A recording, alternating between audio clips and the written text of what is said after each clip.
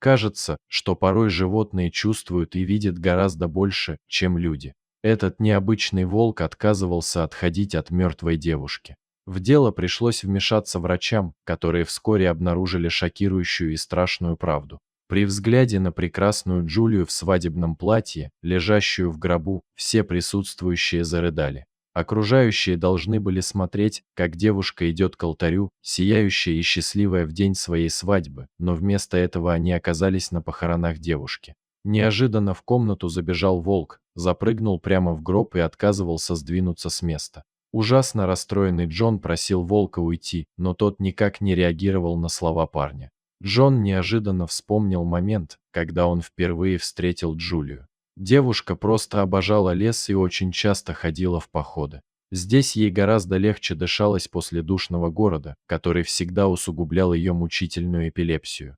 Однажды, когда Джулия отдыхала в палатке после длительного похода, она услышала снаружи жалобный писк. Девушка выглянула наружу и заметила поблизости маленького щенка, который выглядел очень ослабшим и беспомощным. Добрая Джулия тут же бросилась к малышу, но как только она взяла его на руки, то поняла, что это был совсем не щенок собаки, а самый настоящий волчонок. Девушка сильно напряглась, так как поблизости могла оказаться мама волчонка, поведение которой в этом случае было бы непредсказуемым и крайне опасным. Однако прошло несколько минут, но волчица так и не появилась, а маленький волчонок продолжал смотреть на Джулию голодными жалобными глазами и тихонько пищать. Девушка быстро поняла, что с волчицей случилась беда, а потерявшийся маленький детеныш точно не выживет в дикой природе, если ему не помочь. Джулия забрала волчонка к себе домой, где напоила его теплым питательным молоком, после чего малыш быстро уснул, свернувшись калачиком на теплом покрывале. Девушка прекрасно понимала, что не сможет сама вырастить волчонка, который однажды превратится в большого дикого хищника. Поэтому Джулия принесла детеныша, которого назвала Чарли, в ближайший питомник для диких животных. Отзывчивый сотрудник Джон пообещал, что они обязательно позаботятся о Чарли и позволил Джули несколько раз в неделю навещать звереныша. Добрая Джулия с радостью согласилась, и как только у нее появлялась свободная минутка, она обязательно приходила в питомник, чтобы пообщаться с подрастающим Чарли. Так незаметно Джулия сблизилась не только с волчонком, но и с добрым Джоном, с которым у них оказалось много общих интересов, в первую очередь это любовь к природе и животным.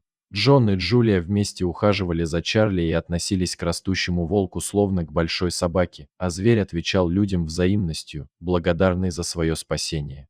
Когда Джон неожиданно предложил Джули выйти за него замуж, девушка с радостью согласилась, и они назначили дату свадьбы на ближайшее время.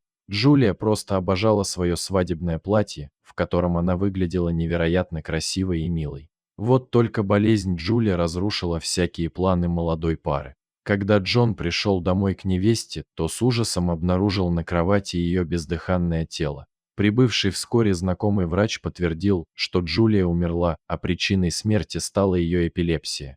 Джон не мог сдержать слез, ведь вместо долгожданной свадьбы ему придется хоронить свою любимую невесту. При этом жених решил надеть на умершую девушку свадебное платье, о котором она так долго мечтала. В день похорон Джон, как и многие присутствующие, был очень подавлен. Видеть свою красивую невесту в гробу в свадебном платье было просто невыносимо, и слезы наворачивались на глазах сами собой. Джон знал, что Чарли также очень любил Джулию и решил дать ему возможность попрощаться с девушкой. Однако, когда волк зашел в зал и увидел мертвую Джулию, то повел себя крайне неожиданно.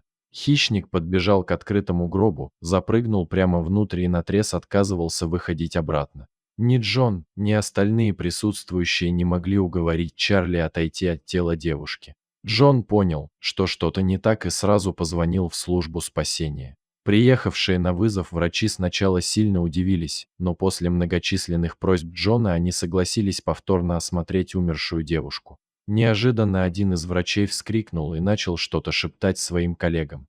Доктора положили тело Джули на носилки, донесли до машины скорой помощи и помчались в больницу, а шокированный происходящим Джон поехал за ними. Через несколько минут они добрались до отделения реанимации, куда тут же поместили Джулию.